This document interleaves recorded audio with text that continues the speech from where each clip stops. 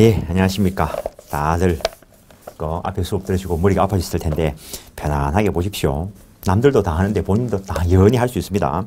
일단 58페이지를 펴놓으시고 지난 시간에 했던 거 잠깐 보시면은 민법에 다루게 있는 게 결국에 사람이 무엇인가에 대해서 누리는 것으로서 법의 보호를 받는 권리에 대해서 공부하시는데, 이 권리는 부단히 발생, 변경, 소멸을 하는 것을 권리 변동이다 라고 이야기했었고, 이러한 권리 변동의 원인이 되는 것, 그것이 무엇이든지 간에 일단은 그것을 법률 요건이다 라고 이름을 붙인 것이고, 요 법률 요건의 개개의 구성 요소 되는 것들이 있는데 그것들을 간단하게 법률 사실이다 라고 이름을 붙인 것이고, 이 법률 사실에는 사람 정신작용과 관계 있는 것을 용태라 했고, 사람 정신작용과 관계 없는 것을 사건이라 했는데, 결국에 지난 시간에 공부한 게 이거밖에 없습니다. 요 정도만 머릿속에 들어있으면 됩니다. 옆에 자질자질한 거 아직은 몰라도 됩니다.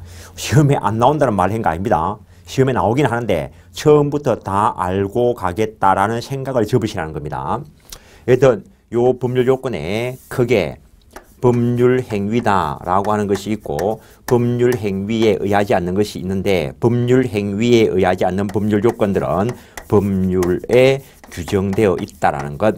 그 중에서 민법 총칙은 법률 행위와 관련된 것을 가지고 공부하는데, 요 법률 행위다라고 하는 것은 의사 표시라는 법률 사실을 필수적인 구성 요소로 한다라고 이야기했습니다. 그 다음에 이 법률 행위에 여러 가지가 있다라고 이야기했습니다. 기준에 따라서 여러 가지로 나눠볼 수 있는데, 일단 이 법률 행위에 매매라 하는 것도 있고, 그 다음에 교환, 정려, 임대차 등등 여러 가지가 있다는 거. 근데 어떠한 법률행위이든지 간에 그 법률행위가 법률행위로서 당사자가 의사표시에서 추구하는 그 효과인 권리변동, 법률 효과가 일어나기 위해서 최소한 갖춰야 되는 것이 있는데, 그것을 전체적으로 법률행위의 요건이다 라고 이야기했었고, 일단은 법률행위가 외관상 법률행위로서 존재하는 것처럼 보여야 되는데, 그것을 위해서 갖춰야 되는 것을 법률행위의 성립요건이다 라고 이야기했었고, 법률행위가 일단은 성립하기 위해서 이러한 법률행위를 하는 사람이 있어야 될 것인데, 그걸 개별적으로 들어가 보면은 매매라면은 매도인과 매수인이라 할 것이고, 임대차라면은 임대인과 임차인이라 할 것인데, 그런 사람들을 통틀어서 그냥 간단하게 법률 행위의 당사자다라고 이야기할 것이고, 사람이 있는 것만 가지고 법률 행위가 이루어지는 것이 아니고, 이 사람들이 일단은 내면에 의사표시라는 것을 가지고 있어야 되는데, 요 의사표시의 내면의 요 의사, 그것이 가지고 있는 게 결국에는 당사자가 추구하고자 하는 법률 행위의 목적이 될 것이고, 이 목적이 머릿속에 있는 것만 가지고, 마음속에 있는 것만 가지고 법적으로, 외부적으로, 사회적으로 아무런 의미가 없고, 요것을 겉으로 드러내야 될 것인데, 요걸 겉으로 드러내는 그 과정을 의사표시다라고 이야기한다는 것. 따라서 모든 법률행위는 최소한 이 정도는 있어야 법률행위로서 성립, 존재하게 된다는 것. 존재하는 것만 가지고 바로 효력이 주어지는 것은 아니고, 효력을 발생시키기 위해서 갖춰야 되는 효력 요건을 구비해야 된다는 것. 그래서 이쪽을 효력 발생 요건이다 이렇게 쓰기도 하는데, 그냥 간단하게 법률행위의 효력 요건. 이때 당사자가 권리를 가질 수 있는 지위나 자격인 권리 능력이 있어야 될 것이고, 그 다음에 자신의 행위의 의미를 파악할 수 있는 의사 능력이 있어야 될 것이고, 단독으로 유효한 행위를 할 수 있는 지위나 자격인 행위 능력이 있어야 되는데, 요 당사자와 관련된 세부적인 내용은 민법 총칙 전반을 공부할 때는 들어가는데, 중개사 시험에서는 법률 행위만 해놨으니까 시험 범위 안 들어가는 쪽에 규정이 있습니다. 민법 3조부터 97조까지 요 사람에 대해서 규정을 하고 있는데, 민법 총칙 중에서 법률 행위만 일어났으니까 법률 행위와 관련된 조문 103조부터 시험 범위에 들어가기 때문에, 그래서 이쪽 부분을 세부적으로 공부는 안 합니다. 근데 관련되는 게 시험 나오는데 그게 무효 또는 취소와 연결되어서 나오기 때문에 그쪽에 가서 조금 더 세부적으로 할 겁니다. 다음에 이 목적이 무엇인지 확정이 돼야 될 것이고 그 확정된 게 가능한 것이라 해야 될 것이고 그리고 법질서에 합당한 것으로서 사회적 타당성이 있어야 될 것이고 다음에 불공정한 법률행위가 아니어야 된다는 것. 다음 요 의사표시가 표의자의 내면의 실제 의사와 그리고 표시가 일치하고 의사결정에 하자가 없어야 된다는 것. 그래서 모든 법률행위는 최소한 이 정도는 구비하고 있어야 그들이 의사표시에 의해서 추구하는 효과가 일어날까 한다는 거죠. 근데 일반적으로는 이 정도만 있으면 되는데 어떤 특이한 법률행위의 경우에는 특별 성립 요건을 요구하는 것도 있다는 거. 유언과 같이 특정한 방식을 요하는 요식행위가 있을 수도 있고 그다음에 대물변제와 같이 물건 제공까지 요구하는 요물행위다라고 하는 것이 있을 수 있다는 것. 그다음에 특별 효력 요건을 요구하는 법률 행위도 있을 수 있는데 토지 거래 허가 대상 지역에서의 토지 매매가 완벽하게 유효하려고 하면은 거래 허가를 받아야 된다는 것. 그래서 추가적으로 더 추가되는 것이 있기는 합니다.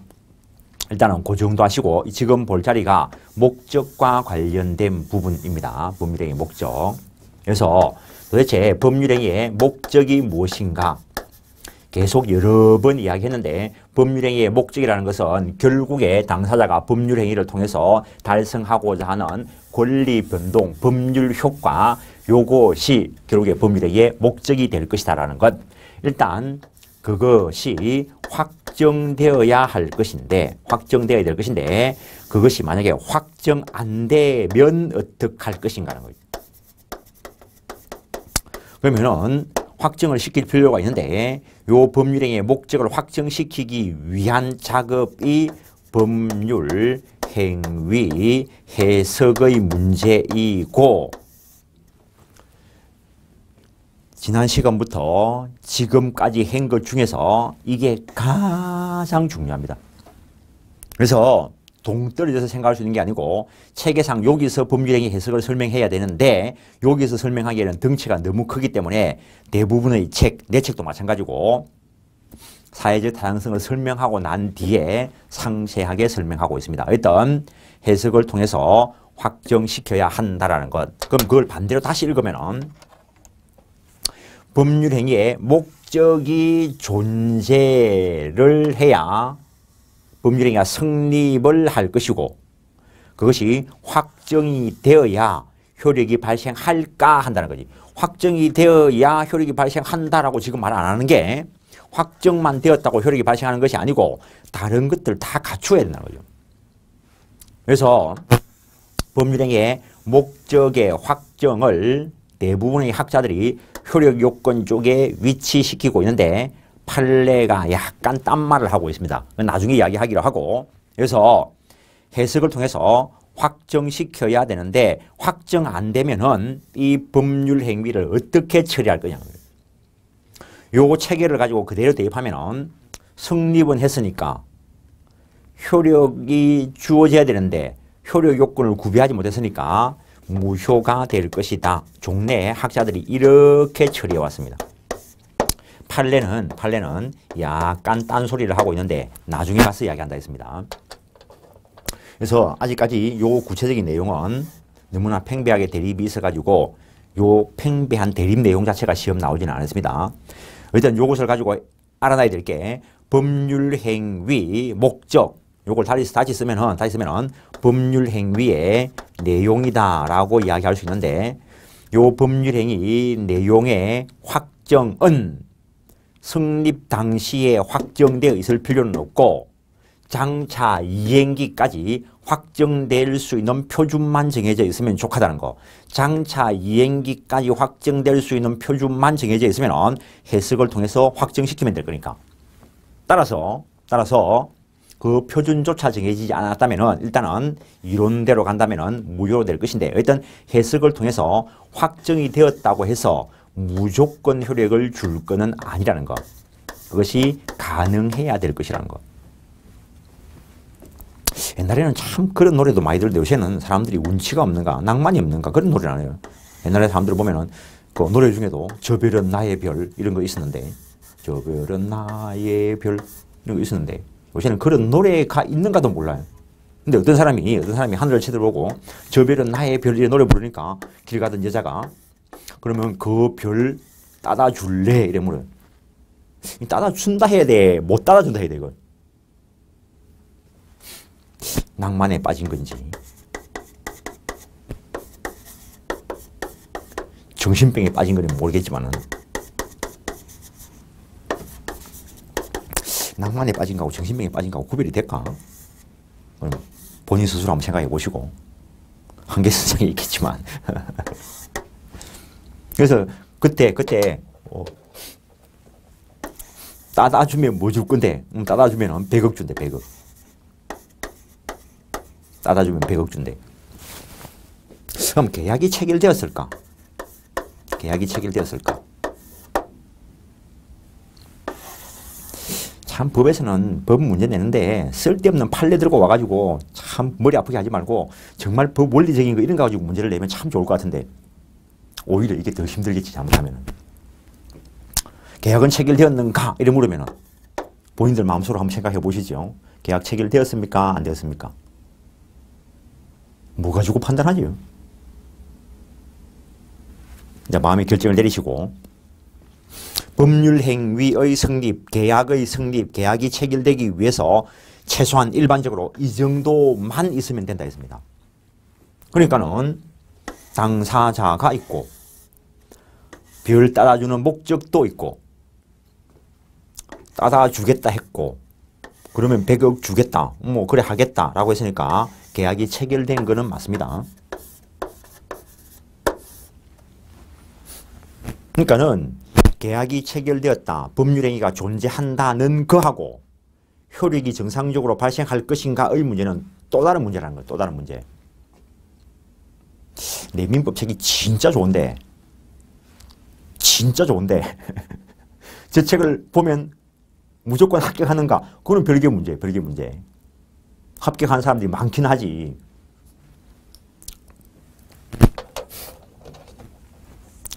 참 이상하지. 똑같은 그림을 보고 어떤 사람들은 이쁘다 이라고 어떤 사람들은 별거 아니고 낙서다 이라고. 참 그렇죠. 계약은 체결되었다는 거죠.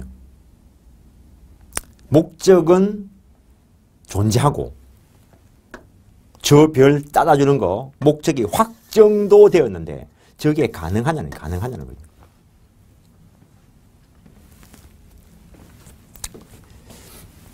뭐 앞으로 뭐 과학이 발달해가지고 우주선이 엄청 크게 뭐 개발되고 이러면은 그때 가서는 가능할지 모르겠지만은 지금 봐서는 저 정도라면 불가능이라는 거예요. 그냥 간단하게 불능. 가능과 불능을 판단하는 기준은 결국에 사회 통념으로 판단한다는 것. 참 민법 교과서에 보면은 사회적 타당성,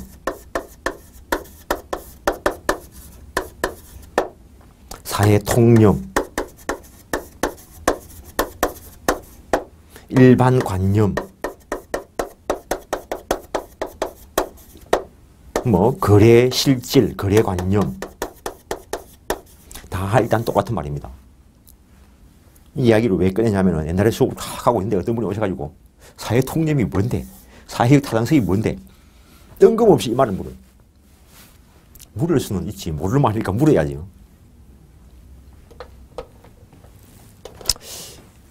아직까지도 잃어버리지 않은 질문 중에 어떤 분이 인터넷에 글을 올렸어요. 자기는 내노라 하는 대학을 다니고 뭐 3대 대학 다니겠죠. 내노라 하는 대학을 다니고 공부를 아주 잘했다는 거죠.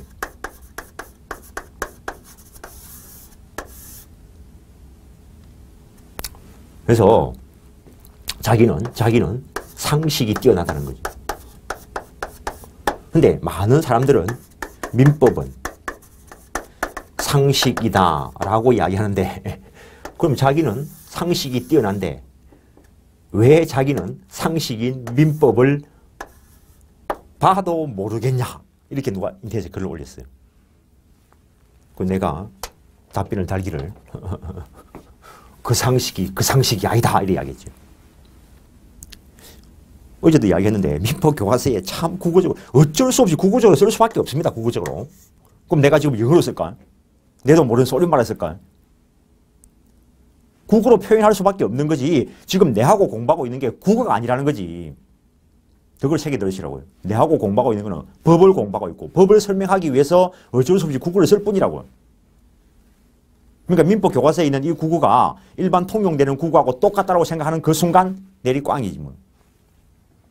물론 90% 이상은 그 말이니까 통용되는 국어를 쓰고 있지만 실제 필요한 자리에서 법률 용어를 쓰고 있는데 그 법률 용어를 국어적으로 해석하면 안 된다는 거지.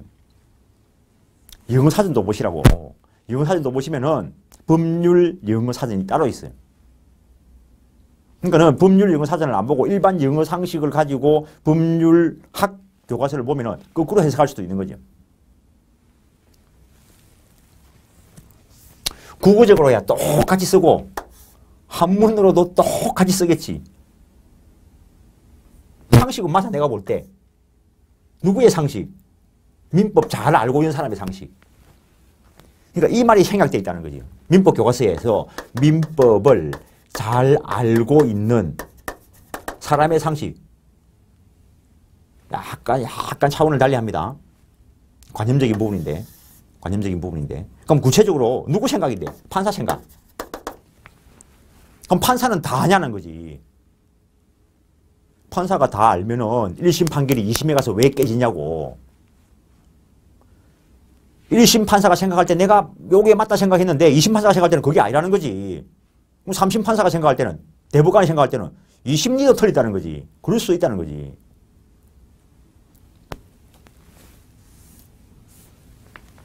일 더하기 1이 뭐냐? 이거는 쉬워요. 우리는 지금 이론적 연결고리를 찾아가야 된다고. 그래서 민법은 상식이다라고 이야기하는데 법 모르는 일반인, 극단적으로 해요. 극단적으로. 법 모르는 일반인 중에는 여러 사람이 있지만 그 중에 강도 생각해 보자고. 강도도 상식을 가지고 있겠지. 자기한테 맞는 상식. 아무나 돈 들고 가면은 뭐 뺏어올 수 있는 그런 상식 가지고 있겠지. 그걸 우리가 그 사람은 그게 상식일지 모르지만은 일반 사람들의 상식은 아니죠. 그러니까는 법을 정상적으로 도의관념, 더 법책 쓰면은 도의관념을 정확하게 가지고 있는 그 사람들의 상식. 근데 그걸 민법 교과서에 쓰면서 낱낱이 민법을 잘 알고 정통하고 있고 법 철학이 정통하고 도덕적인 관념이 티철한 그런 사람들의 상식을 말한다. 그렇게 쓰지는 않는다는 거지. 그냥 상식이라고 쓴다는 거지. 그래서 일반 법 공부 안 한 사람들이 가지고 있는 생각하고 다른 부분이 있다는 거죠. 만약에 똑같으면 공부할 필요 없지. 똑같은데 왜 공부를 해? 내가 지금 말씀드리는 거는 사고체계를 계속 바꿔가야 된다는 거죠. 어제도 내가 강조를 한 것 같은데 민법 교과서를 읽었는데 내가 생각이 틀린 것 같아. 민법 교과서가 틀린 게 아니고 자기 생각이 틀린 거지. 생각을 맞추시라고. 생각을. 내 수업은 단지 암기시키는 수업이 아닙니다. 암기시키는 수업은 쉬워. 외우라 하면 되지. 못 외우면 지 탓인데. 이해를 시키다니까 강의하는 내가 엄청나게 힘들어 사실은. 얼마나 힘든 거 한번 해보려 하면은 집에 있는 초등학교 한 2학년 3학년 잡고 대학 국어 한번 가르쳐 보시라고. 가르쳐지는가. 지금 우리가 배우고 있는 내가 어제 수업하면서 이런 것들은 뭐 중학교 사회책에도 나옵니다 했지만은 지금 우리가 중학교 사회책에 나오는 수준으로 공부하는 게 아니라고요. 어제도 잠깐 이야기했지만 지난 시간에도 잠깐 말씀드렸지만 사법시험 민법이나 중개사 민법이나 다를 게 하나도 없어요. 똑같아. 원리가 똑같아. 포장만 다르게 해놓은 거지.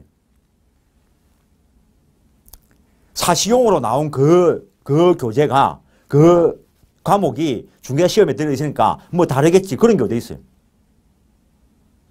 어떤 때는 요즘은 이제 좀 제도가 바뀌어가지고 요즘 뭐 사법시험이 없니 뭐 있어지니 뭐 이런 말이 있는데 옛날에는 사법시험보다 어렵게 나온 적이 있어요.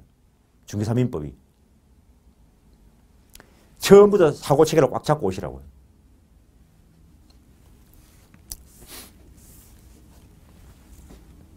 갑자기 이 생각이 나는데 이 말을 하면 이 선배님이 또 이 강의를 들으시면 화를 내실까? 혹시 들으시다도 화를 내시지 마시고 대학 선배님 중에서 대학을 졸업한 지 이제 법대 졸업한 지 한참 됐는데 요 근래에 중개사 학원을 등록하셨다더라고. 아니 법대 나온 거 맞습니까? 내가 물었어. 법대를 나와가지고 뭔 그 중개사 공부하는데 학원을 등록하시냐고. 그러니까 그건 네 생각이고 그럴 수 있다는 겁니다. 내 주변에 그런 사람들이 있습니다. 내 주변에. 옛날에 사시 공부해가지고 사법시험 민법을 90점 이상 받는 그 사람들이 사시가 안 돼가지고 다른 일에 종사하다가 한 10년 조금 있다가 시험 치러 가가지고 민법은 옛날에 뭐 이래 사시도 90점 받았으니까 뭐 민법 공부는 안 했겠지. 그래 들어가 시험 치보니까 민법 꽉 나가 떨어져. 사고 체계가 바뀌면 꽉 나요. 그럼 사고만 잡히면 당연히 기본 점수가 나와요. 60점, 70점이 나와. 사고만 잡히면. 몇 개 외워가지고 60점, 70점을 넘기는 게 아니고 기본적인 법적인 사고 체계만 생기면 기본적인 점수 80점, 90점이 나와 이게. 민법은 80점, 90점 받는 게 어려운 게 아닙니다 이거. 법적인 마인드만 생기면 돼. 법적으로 생각할 때 타당한 거 안 한 거 그것만 판단할 수 있으면 돼. 그게 공부 안 한 상태에서 생기지는 않는다는 거지. 백날 첫날 외운다고 생기는 게 아니라는 거지.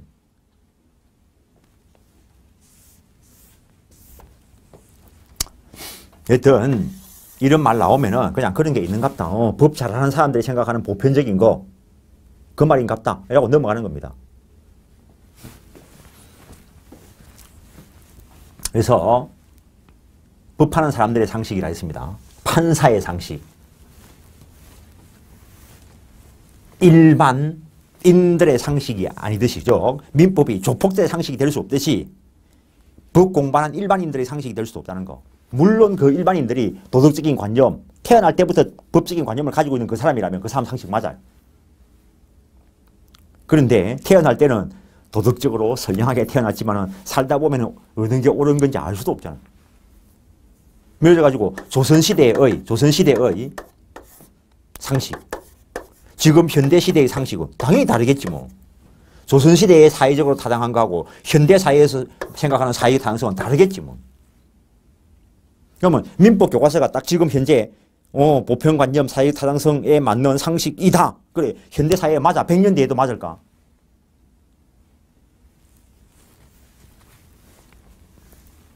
일단 일반적인 보편관념상 가능해야 된다는 거. 따라서 조금 전에 하늘에 별 따다 줄게. 보편관념상 불가능하다는 거. 나중에 1000년 뒤에 뭐 우주선이 개발돼가지고 갔다 올 수 있는 시대에 가면 가능해질 수도 있어. 그건 1000년 뒤의 이야기고 우리는 그런 거 보는 거 아니라는 거지. 지금 상태에서. 근데 약간 정신 나간 이 아저씨가 별 따라준다 했고 이 아줌마는 철석같이 믿고 100억 준비했어. 100억 준비했어. 그 다음날 가가지고 자 100억 줄 거니까 내놔라 이러니까 아저씨가 좀 기다려봐야 해야 돼. 저 아줌마 돌았다 이야기해야 돼. 둘 다 약간 갔으니까 뭐. 그 아저씨가 내가 100억 받고는 못 주겠다 이래 이야기해. 어제는 주겠다는 사람이 오늘 와가지고 100억 받고는 못 주겠다라고 이야기를 해. 그러면은 너가 주기로 한 거 못 준다니까 채무 불이행 책임을 물을 수 있을까? 물을 수 없다는 거지. 왜? 무효니까. 유효한 계약이어야 그에 따른 이행 청구를 할 수 있는 것이지 성립은 했다 하더라도 무효이기 때문에 원래부터 달랄 권리가 생기지 않는다는 거. 달랄 권리가 없다는 거예요. 권리가 없으니까 안 준다고 해서 책임을 물을 수는 없다는 거.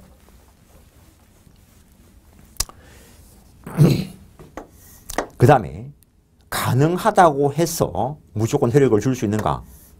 그것도 아니라는 거죠. 법질서에 합당해야 된다라는 것. 그럼 어떤 법에 합당해야 되는가? 지구상에 존재하는 모든 법에 합당해야 된다. 어떻게 살아 이걸?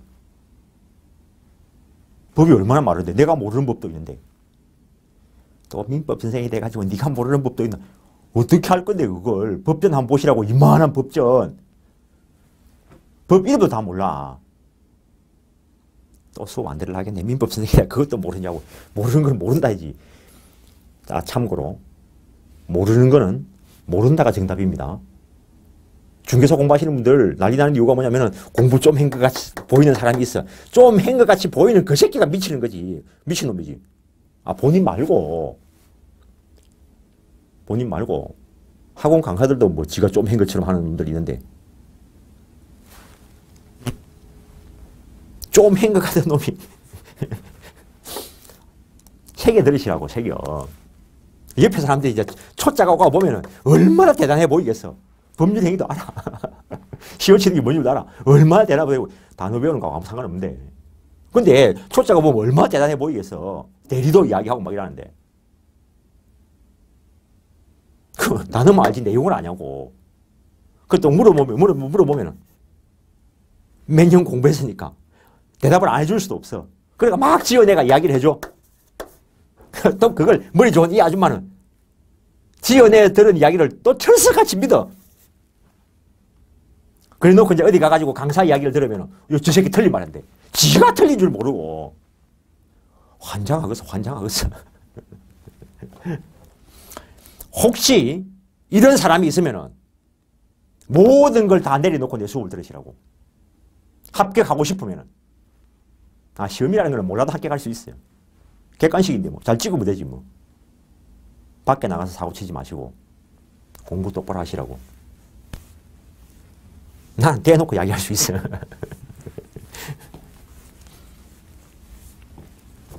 정말 내 수업 듣고 공부 잘해가지고 정상적으로 해가지고 100억, 200억 버는 사람도 있어요. 그런데 정가지 있다고 다 영업하는 거 아닙니다. 공부를 정상적으로 해야. 또 이래 이야기하면 또 어떤 사람들은 그 법 몰라도 해. 법 몰라도 하겠지. 한번 걸려봐봐 어떻게 되는지. 사람이 총무수운전을 알고 법무수운전을 모르는데 지구상에서 사람을 가장 많이 살인한 무기가 법이라고. 법. 핵폭탄이 아니고. 법 때문에 얼마나 많은 사람들이 죽었는데. 핵폭탄이 생기기 전부터 법이라는 무기를 가지고 얼마나 많은 사람들을 작살냈는데. 어떤 무기보다 무서운 무기가 법이라고요. 단지 옆집 아이씨하고 싸우면 그냥 웃고 넘어가고 그날 저녁에 술 한잔 마시고 에이 뭐 그럴 수도 있지 하고 넘어가니까 그냥 이때가 한 거지. 참 변호사 2만 명 시대 3만 명 시대 이제 사사건건 하다 못해 부부싸움 하는 것까지 변호사들이 들어가 날칠 건데 나라 꼴을 왜 이래 만들어놨는지. 그러면 이제는 법을 알아야 살아갈 수 있어요. 본인뿐만 아니라 자식들도. 물론 내 아들도 마찬가지고.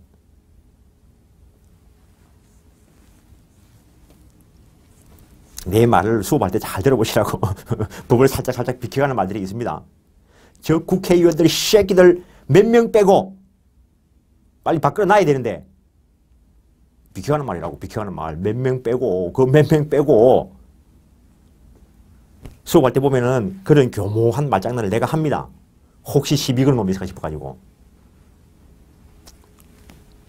여러분들도 결국에는 법을 공부해가지고 그런 것까지 활용하면서 살아가야 될 시대가 왔다는 겁니다.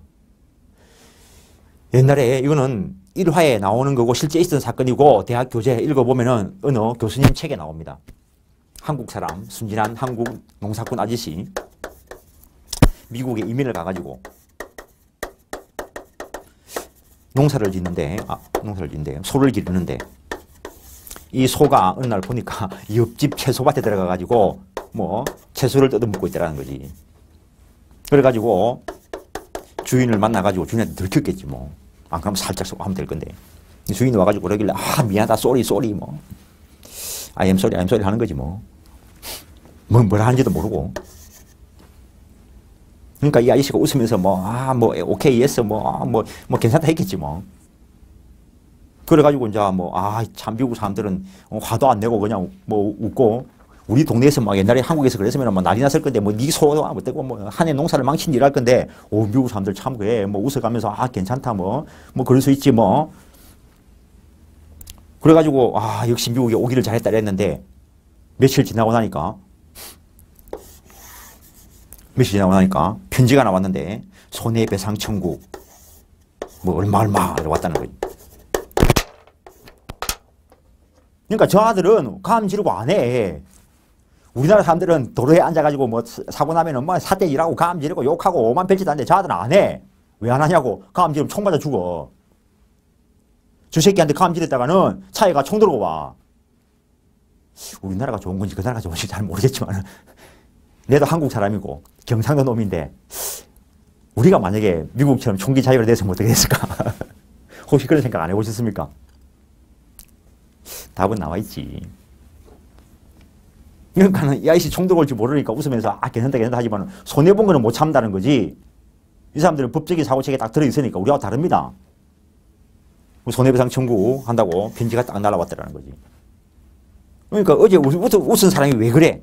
한국에서는 맨날 사태질하고 싸우고 죽일 것 같이 해도 손해배상 청구 안 해. 뭐 그럴 수 있지라고 넘어가는데 이 나라는 다르다는 거지. 우리도 그렇게 되어가고 있습니다, 지금. 그렇게 되어가고 있습니다, 지금. 내가 그걸 방어할 수 있는 법 실력을 길러야 돼. 중개사익성이 중요한 게 아니고. 그래가 이 아이씨 어이가 없어가지고 없네 변호사 사무실에 찾아갔다는 거지. 그 이래 해가지고 뭐 손해배상 청구하는데 줘야 됩니까? 그러니까 변호사가 당연히 줘야지요 하더라는 거죠. 그래 뭐 써발써발하고 이제 집에 왔겠지. 다음날 여기서 편지가 왔다라는 거지. 변호사 수임료 내라고. 우리나라도 이래 가고 있습니다 지금. 그러니까는 야들은 이게 정상이라는 거지. 사고를 쳤으면 손해배상 해줘야지. 우리는 사고 쳤으면 어느 시대가 어느 게 좋은 건지는 모르겠습니다.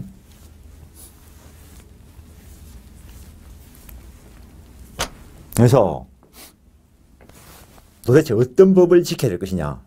법도 크게 나누어 보면은 강행법규라는 것과 임의법규라고 하는 것으로 나누어 볼 수 있다는 거. 강행법규라는 것은 강제적으로 지켜져야 될 법이고, 임의법규라는 것은 임의로 배제시킬 수도 있다는 거. 민법은 사적 자체의 원리가 지배한다. 그 말은 이 법을 안 지켜도 된다는 거.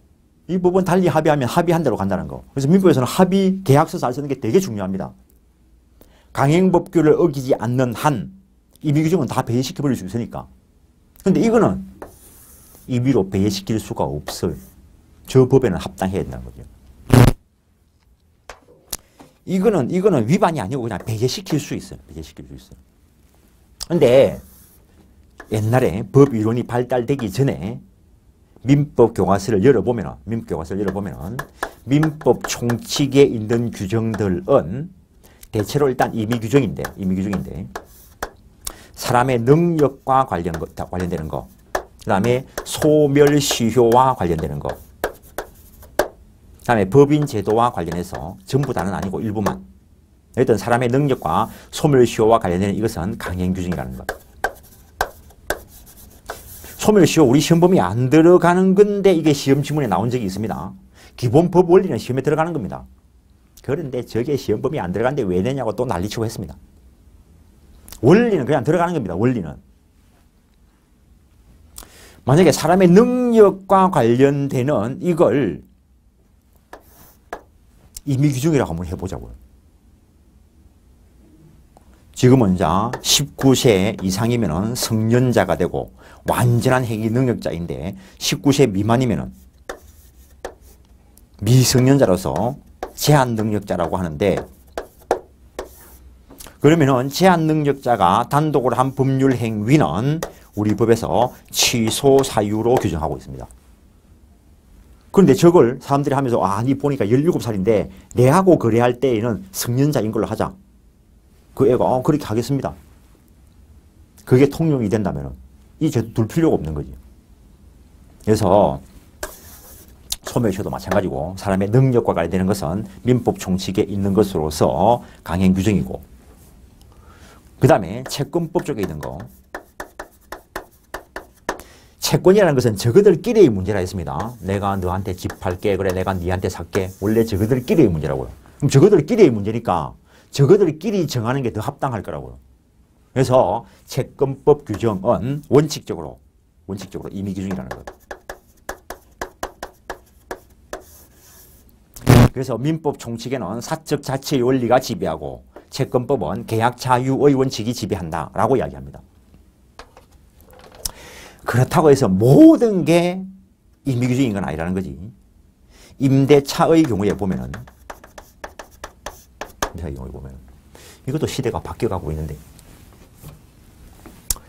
임대차에서 임대인과 임차인, 누가 경제적 약자죠? 누가 경제적 약자죠? 요새 뭐 하우스푸어 때문에 임대인이 약자인 것 같은데 민법 교사에서 말하는 경제적 약자는 임차인을 전제로 한 거라고요. 그것 때문에 만드는 제도니까. 그래서 임대차 쪽에서 종래, 존속기간과 관련되는 거. 존속기간 중에 차임 정감 청구권과 관련되는 거. 일정한 경우에 임대차를 소멸시키는 해지와 관련되는 거. 임대차 끝났을 때 부속물 매수 청구권이라든가 지상물 매수 청구권 이것들은 강행 규정이다라고 했습니다. 그런데 정감 청구권, 해지, 부속물 매수 청구권, 지상물 매수 청구권 교과서 저 뒤에 가면 다 정리해놨습니다. 앞에도 잠깐 있지만 임대차 쪽에 가면 세부적으로 정리가 있습니다. 요거에 대해서는 법조문에서 편면적 강행 규정이다 이런 말들을 쓰고 있습니다. 근데 존속기간에 대해서 강행 규정이다라고 하는 조문이 없는데 종래 대법원 판례가 강행 규정이다라고 해석을 했습니다. 근데 2년 전에 헌법재판소에서 임대차 존속기간 최장기 20년 제한 규정 위헌 판결 내렸습니다. 그럼 최장기 제한 규정 자체가 없어졌다는 거. 위헌 판결 때문에. 그 다음에 물론 특별법에 가면은 뭐 정권거래법과 관련돼 가지고 뭐 또 강행 규정들이 있긴 할 건데 지금 민법 쪽에 있는 거 보고 있습니다. 물권법. 물권은 내가 물권 중에 하나인 소유권을 가지고 있다면은 세상 사람 누구에 대해서나 소유권, 절대권을 가진다는 거. 그래서 저거는 효력 범위가 아주 강력합니다. 그래서 물권의 종류와 내용은 법률 또는 관습법에 의하지 아니하고는 임의로 창설하지 못한다라고 185조에서 규정을 두고 있습니다. 그 말은 물권은 법대로라. 물권 법정주의가 지배한다는 거. 그래서 물권법 규정은 대체로 강행 규정이라는 거. 근데 모든 걸 강행 규정화한 건 아니고 물권법에 규정되어 있기는 하지만 유치권 성립과 관련되는 거. 그다음에 첨부의 효과. 아니 처음 공부하시는 분들은 유치권이 뭔지 첨부가 뭔지도 모를 겁니다. 지금은 들어놓는 거라고. 지금은 나중에 물권법 들어가서 공부하는 겁니다. 모르는 게 나오면 다 알고 넘어가려 하지 마시라고요. 옛날에 강의를 떡 처음 하러 왔는데 누가 와가지고 봐도 모르겠다. 내가 봐도 모르는 게 정상이다 이렇게 이야기했지. 처음 보는 사람이 어떻게 하냐고. 어떻게 하면 되냐고 묻길래 모르는 거 모르는 대로 넘어가라고 이랬더만은 자기는 모르는 거 모르는 대로 못 넘어간대. 내가 뭐라고 이야기했겠어요? 공부하지 말아야지. 이때까지 어떻게 살아왔어? 다 알고 살아왔어 이때까지. 모르는 거 모르는 대로 어려운 거 어려운 건대로 하고 넘어왔지. 참 이상한 사람들 많아. 그 사람들은 치과에 가야 되는데. 그 다음에 나중에 가보면 관습법상 법정지상권이라든가 이런 것들 몇몇 물권법과 관련되지만 임의규정적 성질을 가진다는 것. 역시 어제부터 계속 이야기해왔지만은 무조건 외우는 거 아닙니다. 받아들여지는 거는 받아들이고 안 받아들여지는 거는 다음에 볼 때, 다음에 들을 때 받아들여지겠게 하고 넘어가시라고 민법 공부는. 영어를 공부할 때 다 알고 했어. 모르면 모르는데 넘어갔잖아요. 점수 안 나오면 안 나온 대로 다음에 좀 잘 치보지 뭐.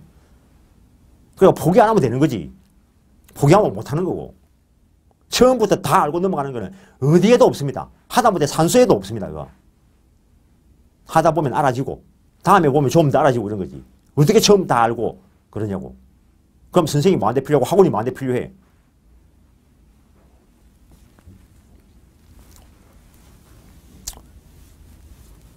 근데 강행법규도 민법에만 있는 게 아니고 또 여러 쪽에 있는데 그럼 이 강행법규는 전부 다 지켜야 되냐? 이제 그 이후에 이론이 발달했다는 거죠. 그래서 학자들이 이 강행법규도 보니까 효력 규정이다라고 하는 것도 있고 단속 규정이다라고 하는 것도 있는데 이건 단속 규정은 사실은 행정법과 관련되는 겁니다. 이게 민사적인 영역에 약간 영향을 미쳐서 그렇지. 그래서 요거는 위반하면은 벌금 등의 제재가 따를지라도 사적인 거래 영역은 유효하다는 거. 사적인 거래 영역은. 그래서 음식점을 영업을 하려고 하면은 국가로부터 허가를 받아서 음식점 영업을 해야 되는데 허가 없이 무허가 음식점 영업하는 데 가서 음식을 먹었으면은 음식값 줘야 될까 안 줘도 될까? 줘야 된다는 거죠.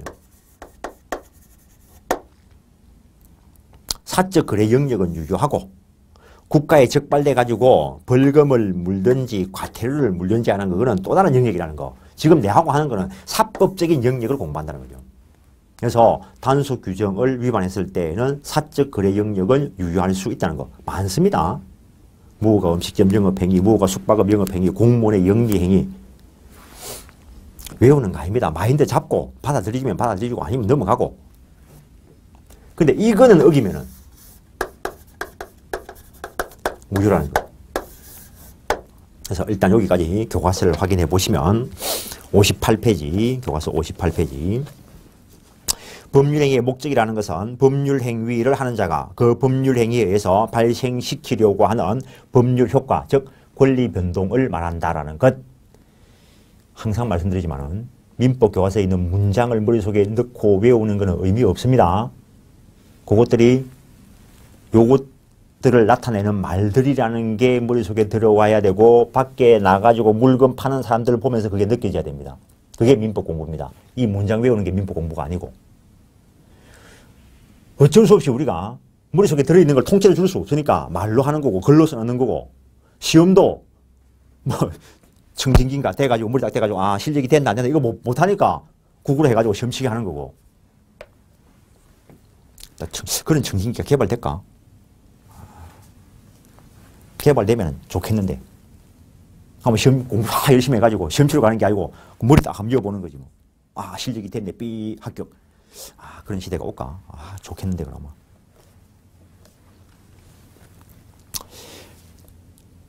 그 다음에 이 목적이 무엇인지 확정돼야 되는데 그래서 그중에서 중요한 거는 목적이 실현될 때까지 즉 이행기까지 확정될 수 있으면 족하다.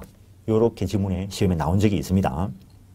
그래서 성립 당시에 명확하게 확정되어 있지 않다 하더라도 법률행위 해석을 통해서 이행기까지 확정될 수 있을 표준만 정해져 있으면 족하다. 이렇게 말이 되는 겁니다.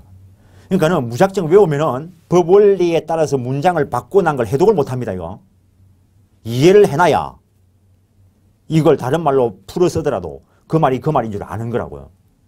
만약에 이 민법 공부가 이게 안 돼가지고 문장을 외우려면 끝도 한도 없어. 외울 수가 없어.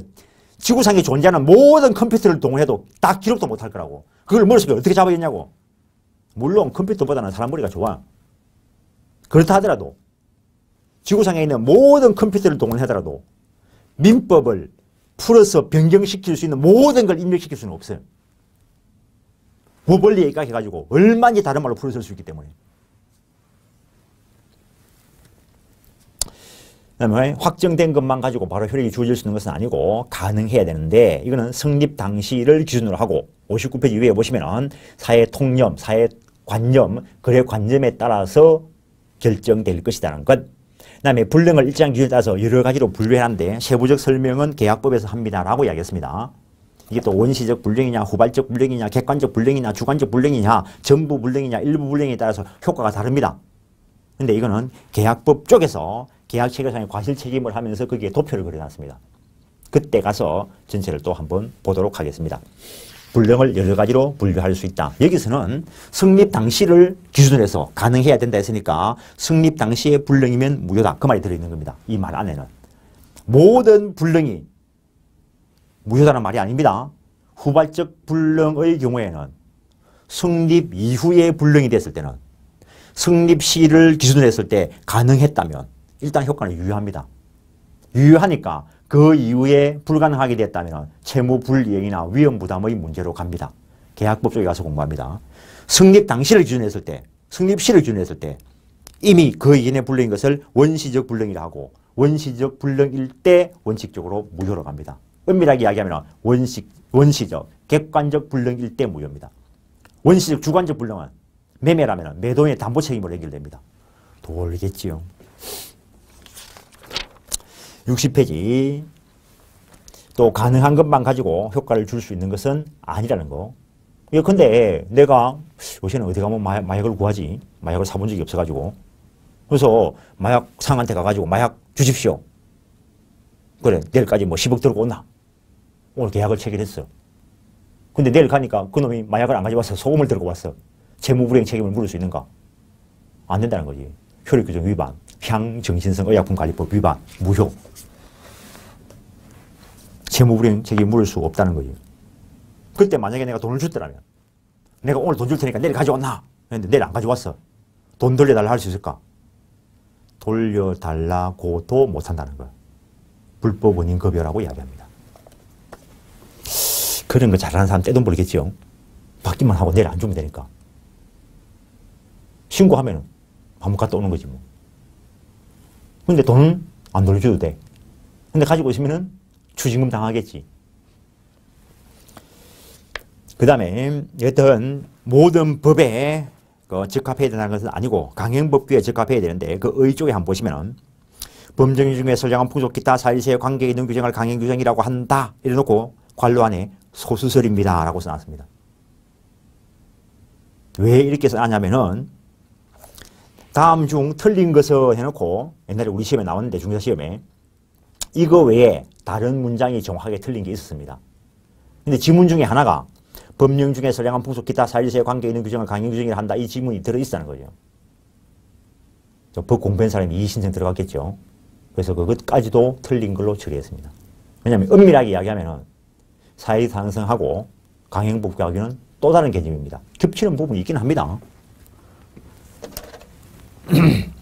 강행법규로 규정되어 있는 것들이 대부분 사회적 타당성과 관계에 있겠지만 국가 질서 유지를 위해서 사회적 타당성과 관계없는 것을 강행 규정화 시켜놓은 것도 있습니다. 그래서 일치하는 개념은 아닙니다. 그래서 엄밀하게 말하면은 다술 판례에 선량한 풍속 기타 사일서와 강행법규를 구별을 하는데 민법 총칙 교과서가 처음 공부하시는 분들이 보기 때문에 대부분 대충 소설처럼 써놓고 넘어갑니다. 그냥 애매한 것들은 그냥 이 걔네 대립이 되는구나 그러고 넘어가십시오. 그런 거는 객관식 시험에 안 나옵니다. 정확하게 판례에 근거한 것만 법 조문에 있는 것만 시험에 나옵니다. 또 그러니까 판례만 냅다 외우면 되겠네. 외워보시라고 외워지는지 그게. 중개사 시험 범위와 관련되는 판례가 몇 개쯤 되겠습니까? 4만 개쯤 되겠지. 4만 개. 대충 봐도. 근데 A가 마약 팔면 무효, B가 마약 팔면 무효, C가 마약 팔면 무효. 이런 개별적 판례는 이런 수십만 개라는 거지. 그럼 우리가 기억할 건 이게 아니고 누구라도 마약 팔기로 했으면 무효. 그게 원리인 거지. 그렇게 기억을 해가지고 개별적으로 나왔을 때 야 이거는 원리 위반한다, 원리 합당하다라고 판단하는 게 시험이라고요. 교과서 지문에 딱 있는 거 갖다 놓은 거 교과서하고 똑같이 해놨네 이거 고르는 게 아니고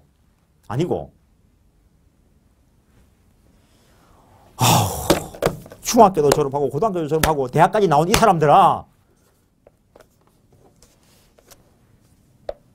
대학만 나왔겠어. 대학원까지도 나왔겠지. 공부하면서 뭘 했어. 대한민국에서 뭘 가르쳤어. 이 국가가 어떻게 되려고 이래. 네가 왜 신경 써. 민법 수빈하지. 그러겠습니다.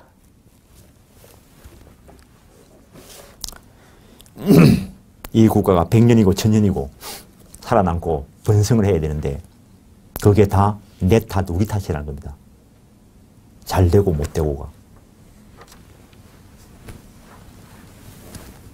나는 잘 되게 하려고 무진장 노력하려고 했습니다. 내 나름대로는, 내 개인으로는. 일단 강행법규 판정 기준 획일적으로 일률적으로 무조건 규정할 수는 없습니다. 오늘 강행 규정인 것 같았는데 내일 보니까 쓸모없는 법일 수도 있어. 근데 지금 봤을 때 민법을 열어놓고 보면은 그 일본의 법질서 기본 구조와 관련되는 거, 민법 총칙에 있는 것과 관련되는 것들입니다. 능력에 관한 규정, 소멸시효와 관련되는 것은 강행 규정이다. 그 정도. 물권법은 물권 법정주의와 관련돼서 대체로 강행 규정이지만 몇 개, 유치권 성립, 첨부의 효과, 상린관계, 관세법상 법정 이상권 이런 것들은 이비규정이다. 판단만 하면 돼. 판단만 하면은. 사실 유치권 같은 경우에는 임의규정으로 유치권 성립과 관련되는 거, 유치권 효과 말고 유치권 성립과 관련되는 것은 임의규정으로 해도 별 상관이 없는 게 둘의 문제라고. 둘의 문제. 나중에 들어가 보면은. 상린관계도 옆집끼리의 문제라고, 너끼리의 문제라고, 저 멀리 있는 사람하고 관계없고, 효력 범위가 좁으니까 임의규정으로 하더라도 다른 사람한테 피해를 줄 여지가 없어. 첨부도 마찬가지고. 거래 안정과 관련되는 거 신경 쓸 필요 없고, 경제적 약자 보호를 위한 사회정책적 규정, 임대차 채권법 쪽에 있는 것으로서, 계약법에 있는 것으로서 임의규정이지만 경제적 약자 보호를 위해서 특별히 법에서 강행 규정화 시켜놓은 게 있다라는 것. 거기에 임대차 존속기간 해놨는데 저 뒤에 가면은 법 조문가 가지고 설명을 하는데 지금은 그 갈로 치가지고 위헌 판결 받았다라고 써놓으십시오. 60페이지 밑에서 두 번째 줄 임대차 존속기간 괄호 쳐가지고 위헌 결정. 그러면 그 법 조문이 폐지됐다는 겁니다. 국회에서 놀고 있으니까 헌법재판소에서 바쁜 거죠. 그래서 이번 시간에 여기까지 하고 잠깐 쉬었다가 효력 규정을 설명하면서 시작하겠습니다.